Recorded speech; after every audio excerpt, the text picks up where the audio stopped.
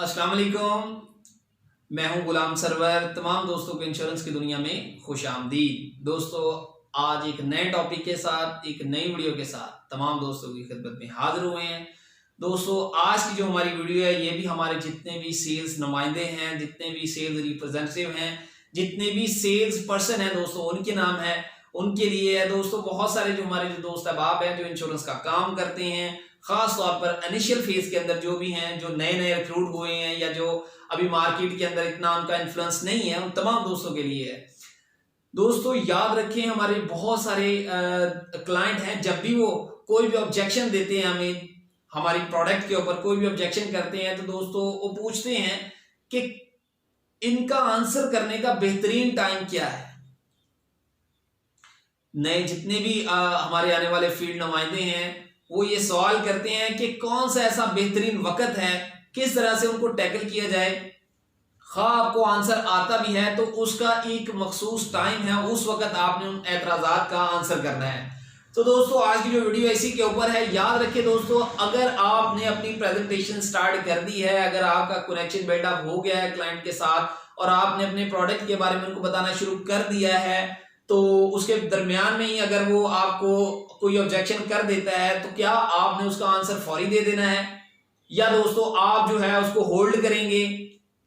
या उसको निगलेक्ट करेंगे? तो क्या करना चाहिए दोस्तों? याद रखें, हमेशा अपनी जो प्रेजेंटेशन है, जब भी आप क्लाइंट के साथ फैक्ट फाइंडिंग करते हैं, जब भी क्लाइंट के साथ बैठते हैं, प्रेजेंटेशन अपनी देते हैं, तो कोशिश करें कि अपनी प्रेजेंटेशन जो है इस तरह की बनाएं कि बहुत सारे उसके जो क्वेश्चन हैं जो उसके माइंड के अंदर चल रहे हैं, उनका आंसर उसी प्रेजेंटेशन के अंदर हो। अगर दोस्तों ऐसा मुमकिन नहीं है, अगर वो कोई एतराज करता है तो उसको होल्ड करने की कोशिश करें, और ड्यूरिंग प्रेजेंटेशन जब तक आपकी प्रेजेंटेशन मुकम्मल नहीं हो जाती उसको कहें कि जी आप प्रेजेंटेशन के ऊपर फोकस करें, मैं इंशाल्लाह जो ही आप प्रेजेंटेशन मुकम्मल कर लेता हूं तो आपका जो भी ऑब्जेक्शन है इसका मैं आंसर आपको फौरी तौर पर आखिर में दे देता हूं,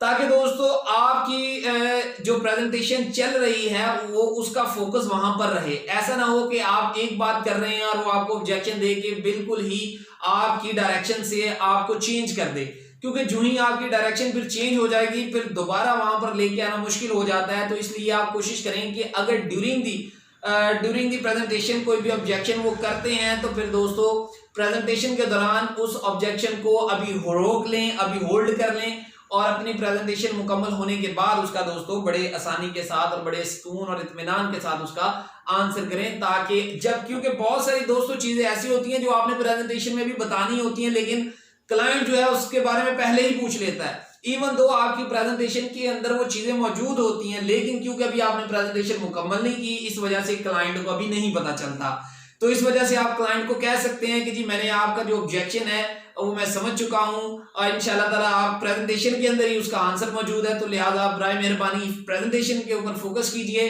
तो जो ही मेरी प्रेजेंटेशन मुकम्मल होगी आपको इंशाल्लाह ताला उसका जो आंसर है वो मिल जाएगा। दोस्तों, याद रखें, अगर वो वाकई ऑब्जेक्शन है जो क्लाइंट आपको दे रहा है तो उसका तो दोस्तों आंसर है, उसका तो हल मौजूद है। आपने सिर्फ और सिर्फ चीज ये देखनी है, आपने गौर ये करना है कि क्या वो झूठ तो नहीं बोल रहा, क्या जो वो एतराज कर रहा है वो जेन्युइन है, वो हकीकत है, या कि सिर्फ बहाना है। क्योंकि दोस्तों अगर वो बहाना होगा तो फिर